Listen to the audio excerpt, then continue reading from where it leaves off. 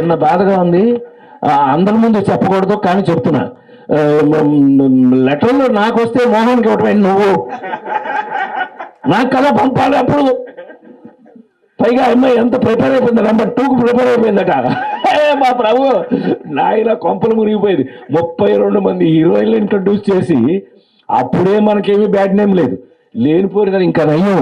ఇప్పుడు చెప్పా కూడా సరిపోయింది, అప్పుడే నువ్వు చెప్పున్నట్టయితే అయితే ఏంటి అదే అంటున్నా.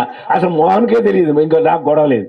సో ఏది ఏమైనా ఆ రోజుల్లో నిజంగా నాకున్న అదృష్టం ఏంటంటే ఏ మగాడి దగ్గరైనా ఒక ఆడది, సారీ అమ్మా ఇలా చెప్తున్నాను మీరు ఏమనుకోకండి, ఒక మగాడి దగ్గర ఒక ఆడది ఏం ఎక్స్పెక్ట్ చేస్తుంది అని అంటే అతను మొగాడై ఉండాలి, అతను హ్యాపీ చేయగలిగిన వాడై ఉండాలి, మనని సంతోష పెట్టగలిగిన వాడై ఉండాలి.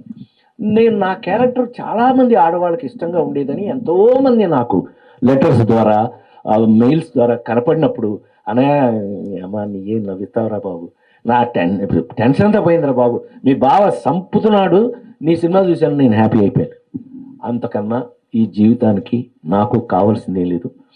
మీ ఫ్యామిలీ మెంబర్గా, మీలో ఒకటిగా నేను చచ్చిపోయే వరకు, చివరి శ్వాస వరకు కూడా మీ అందరితో ఇలాగే ఉంటానని ఇవాళ క్రిటిక్స్, ఫిలిం క్రిటిక్స్ అసోసియేషన్ వారు నాకు చేసిన, అది ఫ్యామిలీ బయట ఉంది ఫిల్మ్, నేనే క్రిటిక్స్ మనకు అనవసరం, వాళ్ళు ఎవరో ఇందాక చెప్పినట్టు వాళ్ళు మనకి సంబంధం లేదు.